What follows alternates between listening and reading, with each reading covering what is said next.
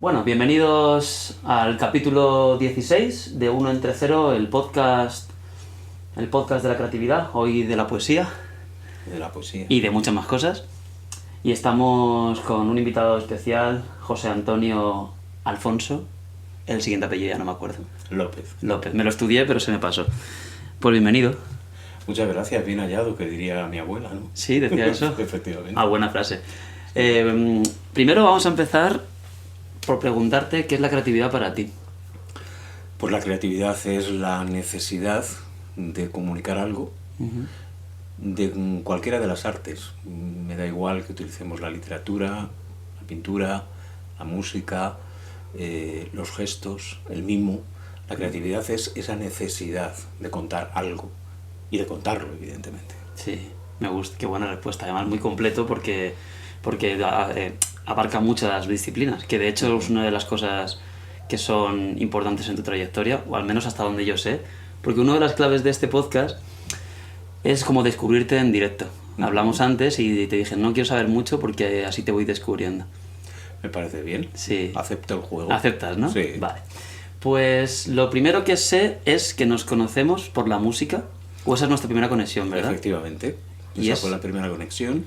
Un momento en el que yo era concejal del municipio de Alpedrete y entre otras áreas llevaba el área de comunicación y ese área participó junto con el resto del ayuntamiento en una cosa que llamamos Festival Stone, que lo que se hacía era buscar o dar la oportunidad, mejor dicho, a grupos desconocidos que pudieran tocar en unas condiciones inigualables, unas condiciones de un profesional, un escenario profesional, con un sonido profesional, con unas radios a las que íbamos para que nos entrevistaran y ahí nos conocimos.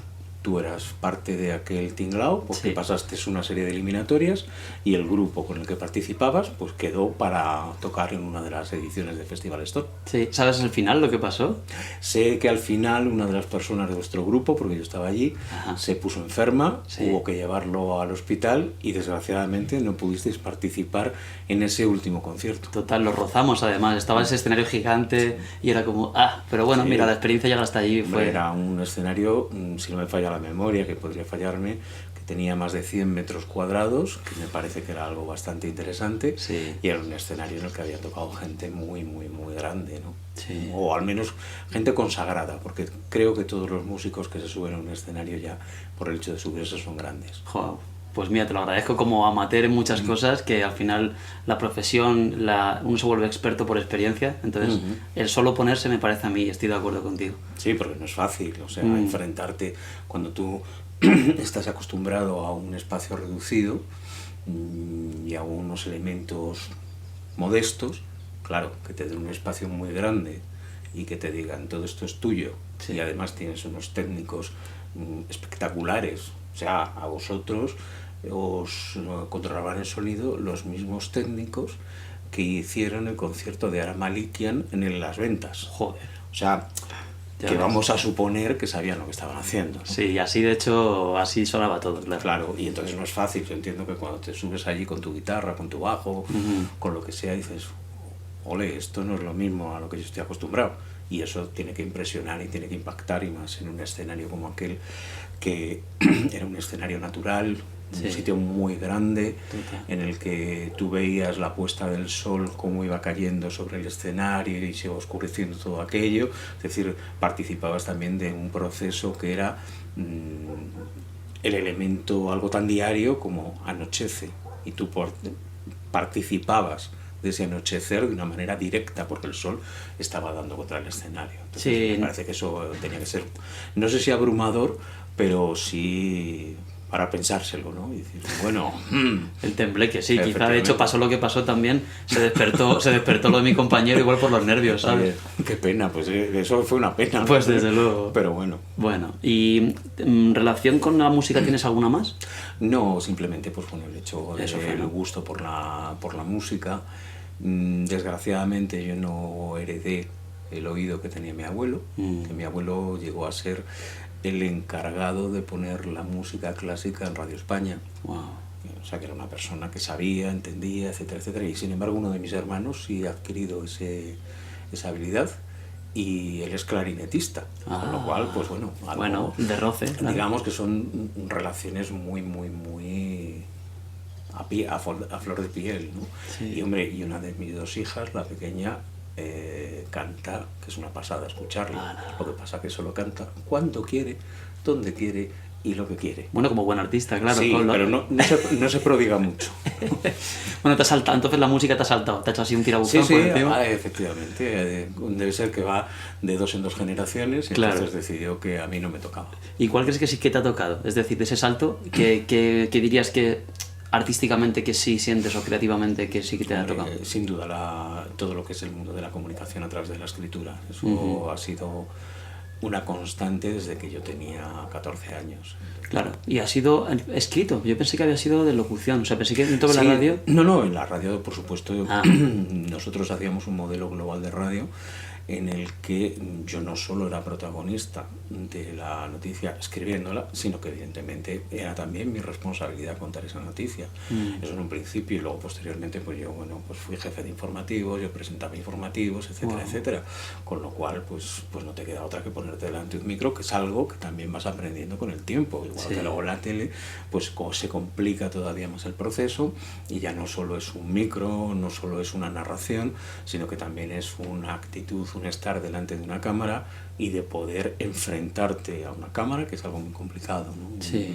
Una cámara de informativos complicadísima porque es un objetivo, es un agujero negro y tú sabes que solamente existe ese agujero negro y tienes que imaginarte todo lo que hay detrás para que el agujero negro no te engulla y te pierdas y se acabe tu discurso, ¿no? Qué bueno. O sea, es un poco la dinámica, entonces me he tenido que enfrentar a todo, pero sí, nosotros siempre, desde el inicio, cuando yo entré en la radio en el año 85, estaba muy claro que todos teníamos que protagonizar nuestras cosas, que evidentemente hay un conductor de los informativos, evidentemente los boletines horarios los daba una persona que tenía asignado ese trabajo, pero tú tenías que protagonizar todo lo que pudieras tu noticia, porque era tuya, eras tú el que la habías generado, eras tú el que podías emocionarla o no. Y es muy importante cuando tú conoces una historia, evidentemente la cuentas con mucha más emoción que otra persona que no ha vivido esa historia en primera persona y que puede tener unas referencias fantásticas de la noticia, pero no la ha vivido y no es lo mismo. Claro. Cuando tú estás, cualquier noticia, la que tú quieras, estás sobre el terreno y la estás viendo, la estás viviendo, evidentemente tu cerebro capta no solo la información, digamos, periodística, sino también hay una información emocional, que eso evidentemente también entra en el discurso con el que luego tú lo que haces es intentar comunicar de la manera más honesta posible lo que has vivido. Claro, contamos historias, en realidad es lo que nos gusta, las películas son historias, los libros son historias. Todo es historia. Y cómo las noticias, como decías que tú las vivías, pero porque las buscabas tú o te tocaba o... Hombre, cuando tú te enfrentas a un informativo todos los días, hay diferentes planos. El primer plano es saber qué es lo que quiero contar. Y hay una parte del discurso de lo que quieres contar, o al menos antes era así, ahora yo creo que bastante menos, que te viene dado en el sentido de que hay una serie de previsiones. El presidente del gobierno va a hacer no sé qué cosa. Sí. Y entonces eso lo tienes que tener en cuenta. Pero nosotros lo que siempre intentábamos es tener esas 4, 5, 6 cosas que son imprescindibles y que sabes que van a ser imprescindibles. El dato del paro, por ejemplo, es un dato mensual que tú sabes cuándo va a salir y que tienes que atenderlo, ¿bien? Pero lo que sí intentábamos también era estar mucho en la calle y generar nuestras propias historias. Porque nosotros el periodismo que defendíamos y con el cual nos definimos era el de proximidad, el de cercanía, el de los barrios, el de la gente. La gente llegaba y decía, llamaba por teléfono y te decía, me pasa esto. Entonces tú tenías, el problema es que pasaban muchas cosas y tú no tienes todo el tiempo del mundo para contarlas, pero sí el suficiente como para poder seleccionar lo que te parece más importante, más interesante. Igual son historias que aparentemente son más pequeñas, pero que tienen un mayor calado emocional y un mayor calado social, y eso también hay que valorarlo, ¿no? Entonces, con todo eso, la labor, todo ese trabajo se distribuye y luego hay una labor que es de la persona que dirige ese informativo, que es el que tiene que ordenar ya no solo lo que pensamos que va a suceder, sino el material que hemos obtenido a lo largo de un día. Y esa es un poco la dinámica de funcionamiento. Sí, y seleccionar qué historias interesan más, cuáles no. Claro, porque hay veces que tú puedes pensar que hay historias que van a dar mucho juego y luego se quedan en algo pequeñito por la circunstancia que sea, sí. Y hay otras historias que no las ves venir y que se convierten en algo muy grande, ¿no? Qué bueno. Y muy emocionante. Y respecto a las noticias, justamente a las que se eligen positivas, negativas, ¿cuál fue tu opinión con el paso del tiempo o es lo como yo lo veo como televidente o oyente, la preferencia por noticias como más bomba? Hombre, hay un elemento que es un clásico además del periodismo. Dicen que las malas noticias venden mucho más que las buenas. Sí. De hecho, hubo una experiencia hace muchísimos años en Estados Unidos que sacaron un periódico que se llamaba Buenas Noticias y se hundió. Simple y llanamente, o sea, duró nada. Fíjate. La circunstancia es cómo cuentas esa noticia. Al ser humano nos suele impactar más las cosas ante las que sentimos miedo, ante las que nos sentimos frágiles, las que nos conmocionan porque no las esperamos. Pueden ser algunos de los motivos. Claro, pero no es lo mismo que tú lo cuentes de una forma o que lo cuentes de otra. Claro. No es lo mismo que tú practiques un periodismo que a mí personalmente me repugna, que es amarillista, que lo único que queremos es mostrar las vísceras de esa noticia, que busques otro periodismo en el que tú reflexionas y sin dejar de contar en lo que ha sucedido, porque eso no hay que hacerlo nunca, lo puedes contar de otra forma. Yo te pondré un ejemplo. Sí. A mí me impactó hace muchísimos años. Estábamos haciendo pues una serie de noticias sobre trabajo infantil en televisión y me impactó hace muchos años unas imágenes que me llegaron de, creo recordar que era Perú, de una mina en la que de la mina tú veías salir a un niño muy pequeño, no sé, 12 años, que utilizaban a los niños en las minas porque las minas eran muy bajitas y no cabían los adultos, que era la manera. Entonces, tú cuando lo ves, primero te impacta ver salir a un niño de una mina. Sí. Y luego lo que más me impactó fue el discurso del niño. Y el discurso del niño era muy positivo, porque él decía, me siento muy feliz de poder trabajar aquí para ayudar a sobrevivir a mi familia. No hemos tenido que sacar a un niño destrozado, herido y nada por el estilo.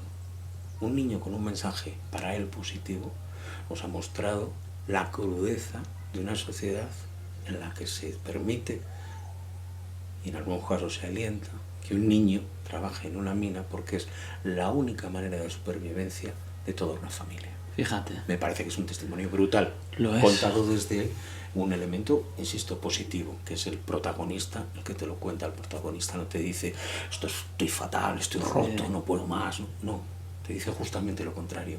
Mañana quiero volver porque es la manera que tengo para que mi familia sobreviva. Me parece... Qué inocencia tiene, ¿eh? Claro. Entonces, por eso te digo, volviendo al inicio de la respuesta, que es... las noticias en sí mismo no son malas. Las noticias es cómo las tratamos, cómo las contamos. ¿Por qué seleccionamos unas y no otras? Claro. Yo hace unos días, un chaval muy joven, 22, 23 años debe tener a lo sumo, me llamó y me dijo que estaba haciendo su trabajo de fin de grado, que quería hacer una entrevista y tal, que sí, que encantado de la vida. Y claro, él hablaba mucho de los cambios tecnológicos, de todo esto y tal.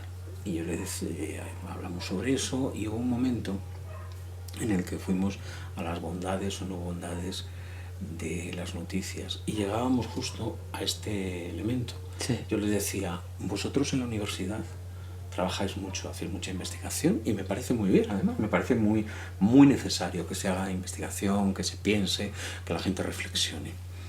Digo, pero no sé si habéis hecho posiblemente el trabajo que puede ser más innovador y más esclarecedor al mismo tiempo, que es coger los telediarios de las cadenas que queráis, las que vosotros elijáis, me da lo mismo, y analizarlo durante un periodo de tiempo. Y preguntaros cuáles son las noticias que no se han contado. ¡Oh, qué bueno! Porque ahí puedes encontrar, ahí te puedes dar cuenta de muchas cosas. Qué bueno, qué buena estrategia además. Claro, lo que pasa que para hacer eso tienes que tener tiempo, claro. Tienes que tener a alguien que de alguna manera te encauce, porque no es fácil. Sí, sí. Tienes que tener la posibilidad de conocer otros medios u otras personas, u otras asociaciones que sí saben esas noticias, que conocen esas noticias que los medios generalistas no han contado. Eso es muy importante. Si conseguimos saber por qué hemos contado una cosa y no hemos contado otra, igual comprenderíamos mucho de lo que está pasando en nuestra sociedad. Claro, muy sociológico además, también tener conocimiento de la repetición de la historia, claro, de cómo nos comportamos ante ciertas cosas, porque obviamos otras también tiene mucho sentido. Claro, yo siempre, a mí cuando me preguntan hablando de poesía, que mi poesía cómo es, digo, me parece que es más interesante por lo que no cuenta que por lo que cuenta. Oh. Claro, porque tú es el otro juego, es el mismo juego, pero llevado a otro extremo, ¿no? Sí. Que es, yo te voy a dar pistas, yo te voy a dejar las cosas abiertas y vas a ser tú el que vas a decidir qué es lo que te interesa, qué es lo que tú entiendes, qué es lo que me quieres comprar de lo que yo te estoy contando. Wow. Y a partir de ahí tú eres libre de hacer la interpretación que te parezca. Yo no quiero contarte una historia cerrada, porque si te cuento una historia cerrada, posiblemente tú vas a caer en la tentación de no esforzarte, de no pensar, y podemos tener el pequeño problema de que se convierta en adoctrinamiento. Y la información no tiene que ser adoctrinamiento, la literatura no tiene que ser adoctrinamiento, ningún arte tiene que ser adoctrinamiento, tiene que ser un elemento de expresión libre para que cualquier persona lo entienda, lo juzgue como le parezca oportuno. Decía Joan Margarit, que a mí me parece un genio, que él trataba en su poesía los mismos temas que preocupan a todo el mundo en todas partes del mundo. Pobreza, amor, sí, los conflictos. Dice, porque son los temas que a la gente le interesan. Yo los trato desde mi óptica, pero siempre dejándolos abiertos para que sea quien los lea el que decida qué piensa sobre ese tema, qué es lo que le parece. No tiene por qué estar de acuerdo con lo que yo estoy contando. ¿Quién soy yo para decirte a ti lo que es la política? Porque podemos ir a un elemento cercano, confrontación, bronca, podemos ir a un elemento más lejano y podemos irnos a Grecia. Ajá. Para saber qué es la política. Pero entonces eres tú el que tienes que decidirlo. Tú como lector eres quien decides. O sea, es una oportunidad, en realidad, que le das huecos para que haya. Más que una oportunidad, es que me parece que es mi obligación. Es mi obligación porque yo no tengo la verdad de nada. ¿Voy a ser yo el que te cuente? No, eres tú el que tienes que contarte a ti mismo. Además tienes que contártelo teniendo en cuenta lo que yo te digo, si quieres, y lo que dicen otro montón de gente. Una de las últimas que conocí me ha dado una clave brutal, hasta tal punto mantendré su nombre tal, porque ella no sabe que estoy hablando, me parece un poco respetuoso, ¿no? Pero me ha impactado tanto que sin conocerla de nada he buscado su email, le he puesto un email, la he llamado y quiero hablar contigo. O sea, siento la necesidad porque me has enseñado un montón de cosas. Y lo mejor de todo es que me ha contestado, que no ha pensado, joder, tengo el email de un loco, ¿no? Sino que ha respondido de manera muy positiva a esa historia. Y te encuentras a montones de gentes, ¿no? Y dices, joder, esto está muy bien, esto es muy... Hay mucha gente con mucho talento. Escuchemos. Sí. Dejemos de hablar y escuchemos. Viva la gente, ¿no? Como decía la canción. O sea, pero, la hay donde vamos, quiera que vas. Es que es maravilloso lo que encuentras por ahí. Qué También bueno. encuentras mucho cafre, ¿no? Sí, hay de bueno, todo. Claro, eso es la variedad. Pero aprovechemos lo bueno. Claro, totalmente. Me parece además bastante más divertido. Totalmente. Aprovechar lo bueno. Y veo el libro ahí de fondo, tu Sí. libro, bueno, es que tiene relación con la poesía, claro. Sí, Ahora. es un poemario. Yo desde siempre he escrito poesía. Y lo que pasa que nunca había tenido la osadía de intentar publicarla. Porque, primero, en este país compramos poesía 2 y yo, más o menos. Más o menos por ahí andamos. Que es legítimo, que cada uno utiliza sus recursos en lo que mejor le parece. Para mí, los libros, la poesía me parece un recurso imprescindible en mi vida. Entonces hubo un momento en el que yo me encontraba bastante desasosegado, vamos a decirlo así, y yo empecé a escribir. Empecé a escribir y pausé, dejé los textos, los retomé posteriormente, lo reescribí, lo he reescrito 3 veces y hubo un momento que dije, me estoy volviendo loco, casi mejor lo registro. No porque nadie lo vaya a copiar, sino porque al registrarlo la obra está cerrada. Sí, con magia, claro, la cierras, ya se acabó. Ya, se acabó, Sí. ¿no? Entonces lo registré y luego me pregunté a mí mismo si estos versos, este librito, tendría la calidad o el interés suficiente para que un editor se jugase su dinero, porque lo paga él. Claro. Esto no lo pago yo, no es una autoedición. A mí personalmente no necesitaba una autoedición, que no lo estoy rechazando, que me parece que para determinadas cosas está muy bien. Entonces ya mandé el manuscrito a 3 editoriales y qué sorpresa que 9 días después la editorial Vitruvio, que posiblemente es una de las más importantes en poesía en este país, o sea, es que no me lo sé de memoria, el mío es el 896 que publica. Ojo. Empezó en 1980, en el 86 me parece que empezaron a publicar libros. Entonces, claro, dices, joder, que me llamó Vitruvio y que además me llamó diciendo que por favor, que si puedo ir, que quieren firmar un contrato. Wow. Y claro, y luego yo me encuentro aquí autores que ha publicado Vitruvio, porque esto está en la colección que se llama Baños del Carmen, que es la colección clásica de Vitruvio. Sí. Entonces me encuentro autores, un tal Pablo Neruda, Whitman. Ni idea, nada, no sabemos quién es, nada. No tenemos ni idea. No tenemos ni idea. Juan Luis Panero, tal Federico García Lorca. Nada, 2 amigos. Rainer Sí. María Rilke, Ángel González, Caballero Bonald, etcétera, etcétera, etcétera. Y digo, bueno, yo soy un afortunado. Total. Digo, me ha tocado la lotería. Porque no voy a despreciar lo que yo he hecho, evidentemente, porque lo hice con mucho cariño, además esforzándome mucho, porque quería sacar una esencia, ¿no? de todo esto. Y claro, la pregunta es, ¿por qué yo sí? Y otro montón de gente que conozco, que tiene mucho talento, no ha tenido esa oportunidad. Y me da mucha rabia y por eso me siento un afortunado. O sea, me siento... Sí. Esto para mí es un regalo que me hace la vida, que me lo curra, evidentemente. Sí. Que no, como decía el otro, la musa te llega cuando estás sudando, no cuando andas por ahí. Total. Entonces, chico, algo maravilloso, que yo no esperaba. Y a partir de ahí, pues evidentemente ha tenido un efecto muy positivo en mi vida, en el sentido de que ha servido para que yo reencontrara determinadas cosas, ha servido también para reencontrar a determinadas personas. Para mí fue una pasada.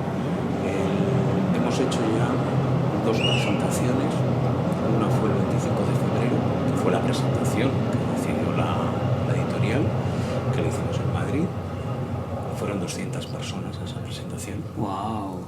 Es cierto que yo ahí también muy bien. me esforcé porque a mí me apetecía, que había personas que para mí era imprescindible que estuvieran allí. Sí.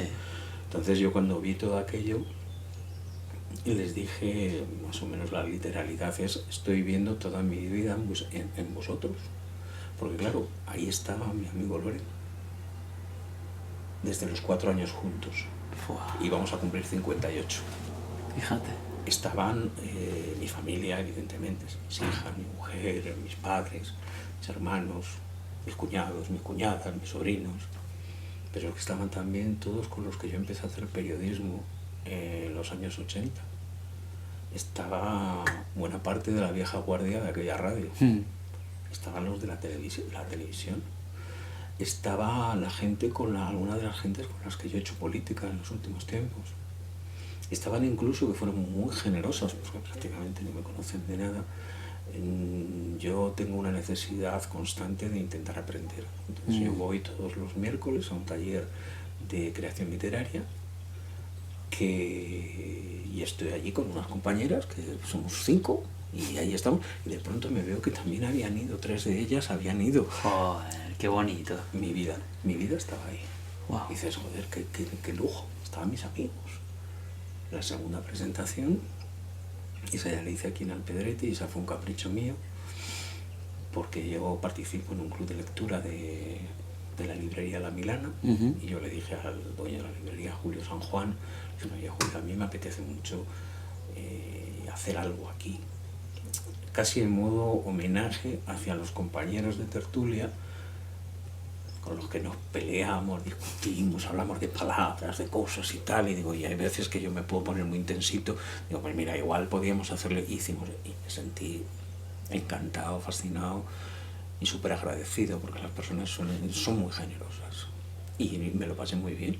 Y hete aquí que hace unos días me localizó la bibliotecaria del municipio y me dijo, oye, ¿te importaría que hiciéramos una presentación de tu libro en la biblioteca municipal? Digo, pues encantado de la vida. O sea, todo esto es un regalo. Hombre, eso, y además estar agradecido también genera agradecimiento, y el agradecimiento genera agradecimiento, sí, y es una bola. Y sobre todo, que es eso, que te das cuenta que a la gente le interesan mucho estas cosas. Que sí. Es algo alucinante, ¿no? Porque... No, es sorprendente lo que decías de la poesía. Sois 3 y mágicamente 200 han ido a verte. Claro, no te salían las cuentas. No, claro, ¿cómo van a salir las cuentas, no? Entonces está muy bien, es algo muy, muy, muy potente. Qué bien. Y al final todo se reduce, si realmente lo pensamos. Sí. Una de las pocas características, por no decir la única, que nos diferencia de los otros seres que pueblan el mismo ecosistema que nosotros estamos destrozando, que nosotros tenemos la capacidad de la palabra. Y al final la palabra es una unidad de pensamiento, y eso es lo que nos puede unir o desunir completamente. Yo prefiero jugar a que nos una. Sí, pensar que en positivo, ¿no? Sí, porque es que me da muchísima tristeza que la palabra no una, sino todo lo contrario. Yo siempre he intentado utilizar la palabra, y hay muchas veces que la he utilizado muy mal y he provocado verdaderos problemas. Eso también lo he hecho. Somos humanos, claro. Una palabra puede cambiar la vida de alguien. Entonces, a mí me parece muy interesante este juego, ¿no?, de palabras Qué bueno. y de diálogos. Hablábamos de las palabras. ¿He leído algo o escuché algo de laboratorio de ideas, o me estoy inventando yo eso? ¿O algo que tiene que ver...? Laboratorio de palabras. De palabras, eso. Pues mira, justo palabras. ¿Y me puedes contar qué es? Sí, el laboratorio de palabras es un lugar donde yo voy todos los miércoles. Eso. Y que además me parece muy divertido. Yo necesitaba encontrarme con otra gente que me enseñara, pero yo no quiero aprender técnica. Yo no quiero un profesor o una profesora que me dé una clase magistral. Yo lo que quiero es aprender haciendo. Entonces estuve buscando y encontré un sitio que se llama La Tortuga, que está ahí en la esquina, prácticamente en la esquina de la calle Espada con la plaza de Tirso de Molina, en pleno barrio de Lavapiés. Sí, donde yo vivo en Lavapiés, de hecho. Pues cerquita de tu casa, que el barrio tampoco es tan grande. Y claro, yo me encontré con que nosotros a lo que jugamos es a contarnos palabras. Tenemos una profesora que es fantástica y que sabe muchísimo, pero que ella nunca impone una clase. Simplemente propone cosas, y a través del juego, a través de diferentes maneras de actuar, lo que consigues es desempolvar tu cerebro, y que tu cerebro coja agilidad, que tu cerebro cada vez sea más rápido y que perciba cosas, y que esas cosas se conviertan en palabras, y que esas palabras tú las escribas, y que esas palabras las compartas con tus compañeras. Entonces es un juego muy, muy intenso, muy divertido, y que a mí por lo menos me está enseñando mucho. ¿Y es como de improvisación? Sí, hay partes de improvisación, hay otras partes que no, y es que abordamos, pues, por ejemplo, en las últimas sesiones hemos abordado la construcción de un personaje. Entonces, la construcción del personaje, sí es cierto que hemos hecho ejercicios que son, vamos a construirlo ahora mismo y vamos a construirlo sobre la marcha, a ver qué sale. Pero también decidimos construir cada uno nuestro personaje en nuestra casa, con calma, con tranquilidad, pudiendo escribir despacio, reflexionando sobre lo que estamos escribiendo, desbrozando, quitando lo que nos parecía que sobraba. Y entonces han salido, hoy es jueves, pues ayer estuvimos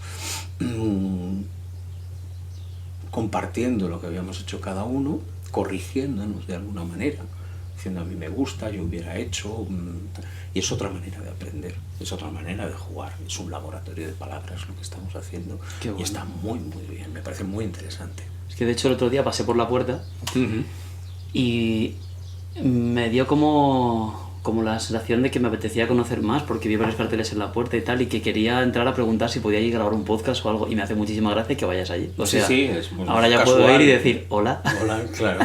Es que tiene literatura, hay talleres de teatro, sí, antropología, musicales, antropología.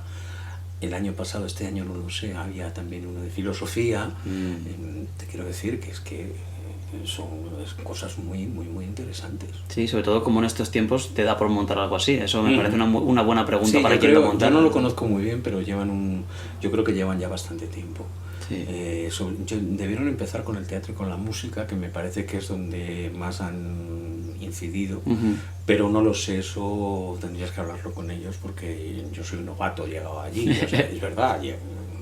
Hay otros sitios a los que llevo muchos años yendo, pero sí. Ese llevo yendo un año. Es curioso, pero me gusta la idea de jugar con las palabras. Sí. De hecho, hablamos antes de la entrevista por WhatsApp, que el diálogo, lo hablamos de la retórica, justo de las ideologías, que contar algo y no dejar huecos, es decir, esto es lo que yo quiero que sepas. Hablar, usar bien las palabras y sobre todo entrar en diálogo, creo que es una rebeldía total a las ideas. Ahora mismo sí, porque si nos fijamos, todos son discursos cerrados y discursos muy feos, por otra parte, muy mal contados. Tienes que irte, me da igual, a cualquier congreso o cualquier senado del mundo. Y es raro encontrarte un orador que sepa cuál es su discurso y que no lea ese discurso. Y con esto no estoy diciendo que no se deba leer un discurso. Sí, puede ser. Lo que estoy diciendo es, estoy notando que no te lo has preparado, que no te lo crees, que tú simplemente me estás dando un papelito cerrado y me has dicho, esto es. No, pues no puede ser así. No, yo no me parece admisible. Hay que contar las cosas y hay que saber improvisar también.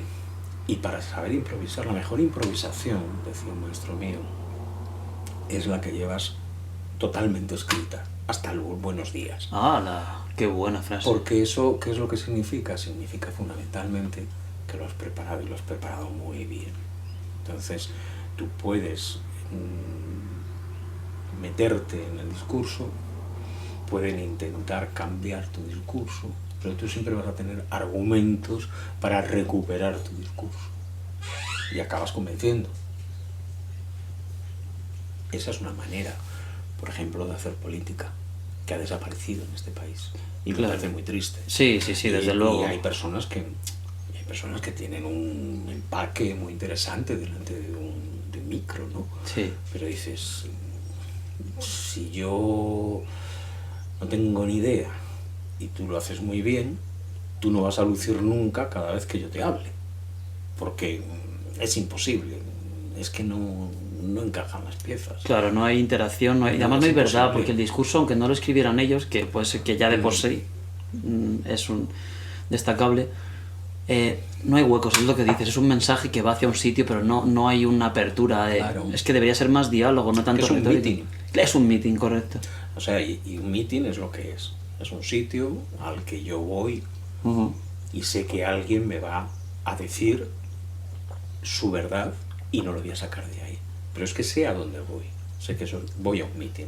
Sí. Pero claro, si yo voy al Congreso, que es una experiencia que recomiendo, ir al Congreso o al Senado como público, simplemente, o a la Asamblea de Madrid, que también admite público. Sí. Es un poco pesado porque tienes que hacer una solicitud y tal, pero es algo que yo recomiendo. Tú vas y te das cuenta de muchas cosas y aprendes mucho, simplemente viendo a los representantes que ya te he puesto, como estamos en Madrid, pues eso, Senado, Congreso y Asamblea de Madrid, Pleno del Ayuntamiento de Madrid, sí, también admite público. Y tú vas allí y empiezas a ver, empiezas a escuchar, te das cuenta y dices, hombre, no me dé usted mítines. Claro. Yo he venido aquí, hay diferentes posiciones, se supone, sobre el mismo tema, ustedes van a debatir sobre ellas, van a confrontar. A mí eso es lo que me interesa, saber cuál es esa confrontación, saber qué es lo que pasa ahí. Si cada uno le da su folio, pues esto es hablando mal y pronto, es un puto coñazo. Y aparte, arquitectónicamente, es un estrado y hay gente más abajo escuchando. O sea, el tema circular tiene sentido, pero debería ser cerrarse el círculo de algún modo, que se pudiera hablar todos, con turnos de palabra, como fuera, pero que fuera un debate real. No. Yo creo que es imposible en el momento que primero es mucha gente, son muchas personas, es muy difícil, ¿no?, de negociar esa situación, y luego también es complicado porque cada grupo lleva una postura muy concreta y tiene un portavoz. Claro. Entonces ahí es imposible, porque lo que tú estás planteando es más un sistema asambleario, que es más enriquecedor, pero también es cierto que es mucho más lento. Claro. Y en sitios en los que es imprescindible la toma de decisiones, pues claro, es complicado que se pueda utilizar, pero también es cierto que si no lo intentas... Claro, pues y que tampoco hay prisa. Yo creo que pensamos que todo tiene que ser ya, y es verdad que hay muchas urgencias, pero el proyecto Humanidad yo creo que es un proyecto a largo plazo. O sea, los cambios no se pueden hacer ya, todo el rato. No. Pues a mi sensación, al final se ve. No, pero esto es una rueda. Sí. Tenemos una serie de preceptos que ha habido alguien que estaba antes que yo que ha modificado en un sentido que a mí no me gusta. En consecuencia, en lugar de buscar la manera, el consenso para que esos preceptos todos nos sintamos cómodos en ellos, o al menos la mayor parte nos sintamos cómodos, y sean inamovibles, es decir, lo que sería asuntos de Estado. En lugar de eso, como tenemos mucha urgencia, porque dentro de 4 años queremos seguir estando donde estamos, claro, lo que hacemos es crear un nuevo precepto que cae sobre el precepto anterior, y entonces se van acumulando. Eso es muy fácil de verlo si tú entras a través de la página web del Congreso, o buscas simplemente en internet cualquier ley, la que quieras, me da igual el ámbito, y tienes la paciencia de ir buscando, te va a salir la última versión, una versión que modifica una anterior, y otra, y otra, y otra, y otra, y otra. Y hay un momento que uno piensa y dice, hombre, ¿y no sería más sencillo coger y decir, oye, mira, esto ya no funciona, porque hay cosas que es del medioevo, con lo cual pues no tiene mucho sentido ahora? Sí. Nos sentamos, lo hablamos, lo vemos y hacemos algo nuevo, algo fresco, algo que tenga sentido con la realidad social que estamos viviendo, que queremos vivir. Pues eso no se produce. Claro, también yo creo porque no hay historias no contadas, es lo que comentabas antes de los huecos. Creo que mucha de la política no es conocedora de las historias que no se cuentan, entonces no corresponde a una realidad. Es como de otro siglo, o sea, suena como del medievo, como dices tú, totalmente. Y parece que sigue repitiéndose. ¿Cómo, cuando tú entraste en política, ¿no? O sea, cuando entraste como concejal. Como concejal. ¿Y cómo surgió, o sea, cómo pasó eso? Pues surgió porque hubo un momento que yo estaba muy enfadado, estaba muy, muy, muy cabreado. Vamos a ver, yo pasé con 21 años o con 20 años una oposición pública. Aprobé esa oposición pública, había como 2000 y pico candidatos y 10 plazas, y saqué una de las 10 plazas. Y durante 28 años yo estuve trabajando en el mismo lugar, que era Radio Televisión Madrid, lo que todos conocemos como Telemadrid y Onda Madrid. Sí. En virtud de que yo me había sacado esa plaza, ¿no? Y de pronto nos encontramos con que se cambió la ley de terceros canales para poder despedirnos. Y nos despidieron a 861 familias al mismo tiempo. Madre mía. Y digo familias por una razón, y es porque cuando se produce un despido, no te despiden solo a ti, despiden también a las personas que están atentas al recurso que tú llevas a casa. Tal cual. Y se da la circunstancia que aquel proyecto que empezamos en el año 85, éramos todos muy jóvenes. Y claro, se dan las circunstancias de que habían despedido, entre los 861 despedidos, había muchos que eran marido y mujer. Con lo cual realmente estaban despidiendo a esa familia 2 veces. Y eso me enfureció. Me enfureció muchísimo. Y hay gente que aún hoy en día lo sigue pasando realmente muy mal, ¿no? con esta historia. Y dije, hay que hacer algo, hay que cambiar algo. Y luego estaba también muy enfadado por otro motivo. Mis 2 hijas siempre han asistido a la escuela pública, que es lo que en casa entendemos que se debe hacer. Y en aquella época, Sara no, porque todavía estaba, digamos, en lo que es en la parte educativa obligatoria. Pero María ya estaba en otra parte. Y yo me estaba dando cuenta que si quería continuar, se iba a tener que marchar. Y al final, María se marchó. María lleva 5 años viviendo en Francia. Y lo que está haciendo es desarrollar sus actitudes como física, que es la carrera que ella realizó.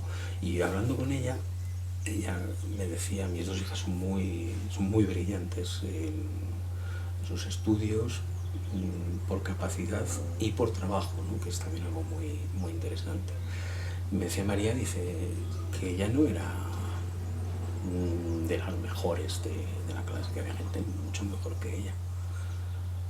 Y te das cuenta que de su promoción hay gente que está en Francia, otros están en Alemania, otros están en Reino Unido, alguno creo que en Estados Unidos. Es decir, hemos educado con dinero público a toda esta gente. Y cuando después de 16, 17, 18 años de estudios, es hora de decirle, ahora es cuando nos tienes que devolver la inversión que hemos hecho en ti. Sí.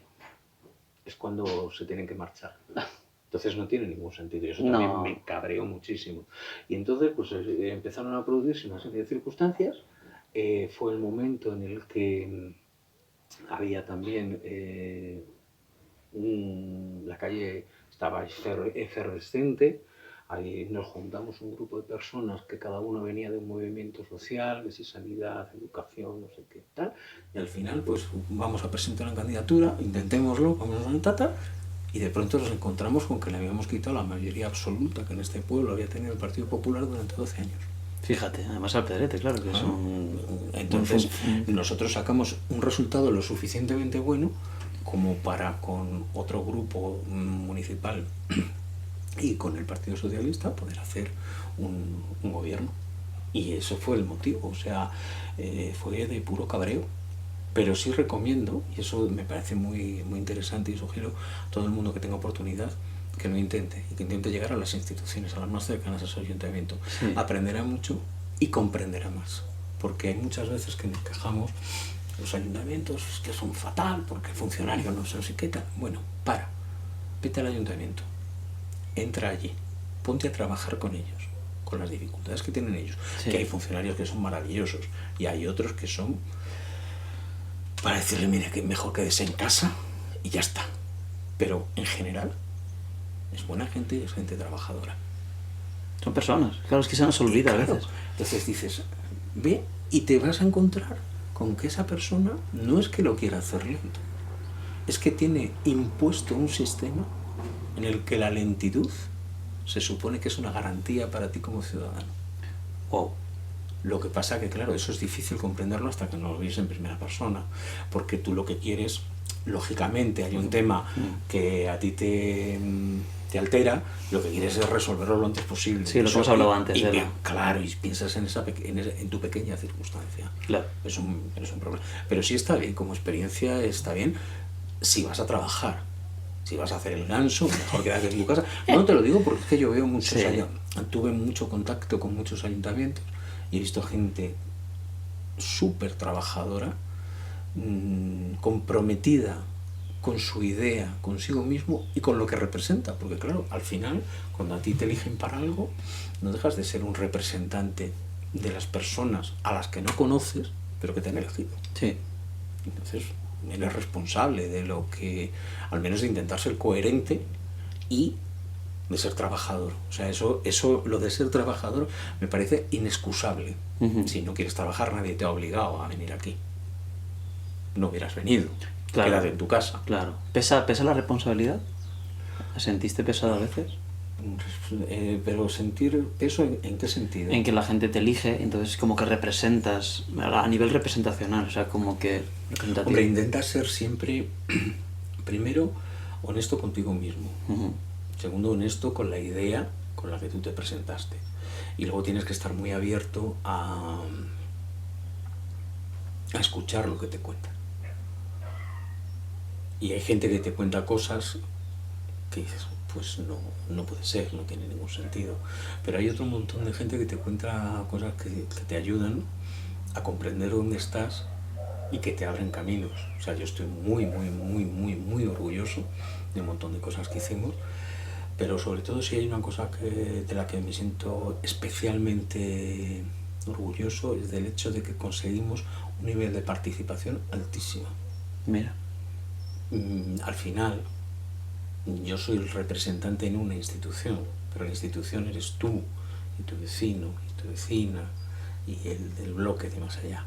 Entonces, que toda esa gente se acercara y a través de determinadas iniciativas, de determinadas áreas, de alguna manera trabajara para su municipio, participara de su municipio, me parece que es uno de los mayores logros. Luego hubo otro montón de cosas que me parecen maravillosas, pero esa era fundamental.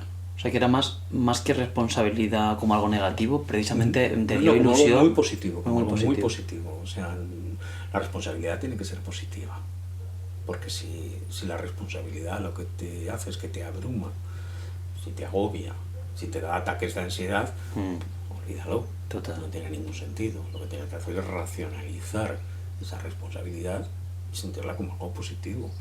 Que un vecino o una vecina te lleguen y te digan, no estoy de acuerdo con eso que estáis haciendo, y te proponga una alternativa, es algo muy positivo. Es muy bonito, la verdad. Habitualmente estamos acostumbrados siempre a decir, no me gusta, y dices, bueno, entonces, ¿qué harías tú? No sé. Para eso te pago.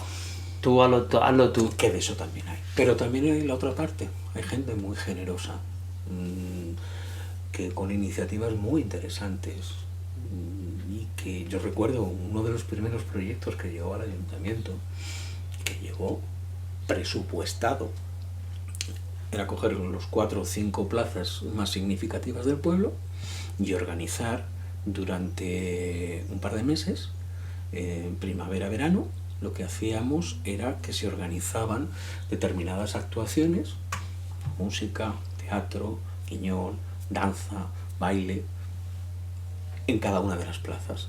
Iban girando cada una de las actuaciones, se solían durar, creo recordar, si no me recuerdo mal, cada actuación duraba entre 20 y 30 minutos. Entonces, la actuación se acompañaba al músico, a los mimos, a los que estuvieran, iban dando la vuelta por todas las plazas, de tal manera que el pueblo se convertía en algo vivo, en algo activo, y además era tan fácil que tú ni siquiera te tenías que mover de plaza si no querías hacerlo. Tú no tenías que romper tus rutinas. A ti te gustaba la plaza no sé qué, porque la otra no te mola, ¿vale? Bueno, pues perfecto, tú quédate en tu plaza. Ahí me siento. Que yo te lo llevo. Y además con el compromiso de que todas las personas que participan de la Escuela Municipal de Música y Danza, evidentemente todos los grupos también participaban. No se trata de que hemos contratado a Pepita, no. No, es que también lo que hay aquí, ¿por qué no vamos a poner en valor si hay niñas y niños en la Escuela Municipal de Música de Alpedrete que lo hacen fenomenalmente bien? Totalmente. Pues ole, Sí, que sí, bailen sí. y que canten y que toquen. Y que nos enseñen también cosas bonitas de los presupuestos. Efectivamente. Entonces, esa idea llegó a través de un grupo de personas y el día, recuerdo perfectamente que era un lunes por la tarde, que se subía, habían quedado con un grupo de concejales y tal, estábamos en el ayuntamiento, nos trajeron, y no sé si los conservo, igual incluso los conservo físicamente, y a mí nos dieron 3 presupuestos con las actuaciones cerradas, el calendario hecho y todo hecho. Fua. Que lo único que había que ver, bueno, si eso se podía ajustar, dependiendo de otra serie de cosas, ¿no? Sí. Pero dices, ole, esto es la forma de tomar los ayuntamientos. Sí, tal cual. O sea, fomentar la cultura del sitio, sí, la dinamización puedes hacer eso, artística. como puedes hacer pues el club de ajedrez de Alpedrete, por ejemplo, también. Entonces, yo, como concejal, que era una herramienta de una idea que había expuesto previamente, y una herramienta de cosas que iban sucediendo. Yo había cosas que nunca pensaría que hubiera hecho y que fueron surgiendo gracias a la iniciativa de la gente. O cuando se te ocurre una pequeña cosa, la pones en marcha y dices, vamos a ver qué pasa. Y ves que va creciendo. Y ves que hay gente que te indica y dice, oye, incluso puedes abrir una segunda rama y una tercera. Y al final haces hecho un arbolito y dices, esto está muy bien. Esto, a mí me parece... volvemos a lo del inicio. Somos elementos, se supone, sociales. Sí. Se nos supone inteligentes. Se nos supone la capacidad de comunicarnos los unos con los otros. Pues eso es lo que tenemos que jugar. Totalmente. ¿Y qué crees que ha pasado? O sea, ¿qué ha sucedido para que cambie eso? Porque claro, habéis perdido la... Bueno, o hemos. ¿Por qué hubo un cambio? O sea, ¿qué crees que pasó? No lo sé. Supongo que algo... Vamos, no supongo, no. Estoy seguro que hay cosas que no hicimos bien, que molestaron o que perturbaron, o que incomodaron. No sé muy bien el grado en el que situarlo. Y la gente, pues, soberana. Total. Llegó el día de votar y votó otra cosa. Porque es lo que le pareció. Yo no sé si es que hicimos... no supimos contar lo que estábamos haciendo. No sé si igual es que nos creímos que lo que estábamos haciendo era impresionante y luego no era tan impresionante. Si fue un momento en el que cambiaron los intereses de las personas. Si es que ese día salieron a votar más los de un sitio que los del otro. Sí, es una cuestión de paraguas también, de que a nivel nacional cae... Sí, cuando nosotros concurrimos a las elecciones, había esa efervescencia que te decía, y 4 años después esa efervescencia había bajado mucho. Sí. No tengo ni idea. Desencanto vital, supongo. No lo sé. O sea, mantener el ritmo no es fácil. No, claro. Claro, o sea, tú puedes coger un batería que empieza en un concierto y... ¡wow! Le acaba doliendo el brazo. Pero cuando lleva 2 horas dándole a los platillos, igual ya no estamos tan frescos, ¿no? Sí. No lo sé. Y tampoco, la verdad que tampoco es algo que me haya detenido a analizarlo de una manera muy, muy precisa. Porque dices, bueno, ya está. Son etapas. Fue y punto. Y, claro. Y no hay que darle más vueltas. Y ahora toca otra. Ahora toca otra y ya está. Qué bueno. Y tu última es el libro, ¿no? Te quería hacer 2 preguntas del libro, y con esto acabamos. Para que no se haga muy extenso y así la gente se lo escuche de pe a pa.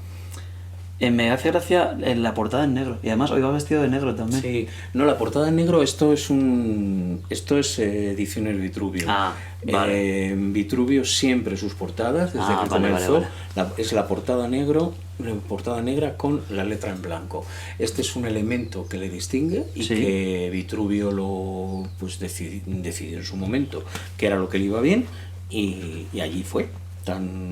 Y a mí me gusta, o sea, sí, a mí también, me gusta, y además me hace mucha gracia porque cuando yo iba al colegio, los profesores de literatura en algún momento nos mandaron algún libro de Ediciones Vitruvio. ¡Qué y entonces, bueno! claro, es como te daría un... Es como volver al origen, ¿no? Entonces dice, qué bien, ¿no? Pues está muy bien. También mandaban de otras editoriales, yo recuerdo Cátedra, por ejemplo, sí. Sobre todo los textos más clásicos, porque están muy bien comentados, están muy bien documentados, cosas. Pero claro, me hizo mucha ilusión, me dices, anda, mira. Tuviste un déjà vu, ¿no? He vuelto al cole. Cogiste el libro y hiciste... Hola, he vuelto allí. O sea que no es intencional, ¿no? ¿Tú le hubieras puesto otra portada? ¿Se te ocurre algo? No. Igual podía haber jugado con algo de imagen, fotografía, pero si hubiera utilizado algún tipo de fotografía, hubiera sido algo muy personal, no sé muy bien cuál. Y lo que sí, impepinablemente blanco y negro, eso sí lo tengo clarísimo. El blanco y negro te da muchos más matices que el color. Wow. Porque el color, hay diferencia. Claro, cualquiera que esté escuchando esto y piense cuando vas a comprar un bote de pintura y te dan el cacharrito este que tiene miles de tiras con miles de tonos que luego no coinciden nunca con lo que te han vendido. El Pantone está mal siempre. Hay algo que es misterioso. Dirá, pues hombre, igual yo creo que el blanco y negro tiene muchos más matices. Qué interesante. Y ahí es donde puedes de alguna manera hurgar, ¿no? y ver. También es mucho más difícil de trabajar. Claro, es lo que hablábamos antes. También te da imaginación por otra parte y te da huecos que tú puedes rellenar con con la visión que tú tienes de ese asunto. Entonces yo si hubiera elegido algo, si hubiera modificado algo, hubiera sido en blanco y negro. Y algo tuyo, ¿no? Algo personal tuyo. Sí, algo personal, porque este poemario es muy personal. O sea, yo hablo de muchas cosas, de asuntos que me preocupan a mí personalmente, que esa sería la primera parte del libro, y luego hay una segunda parte en la que utilizo de alguna manera a personas que me han acompañado en los últimos tiempos.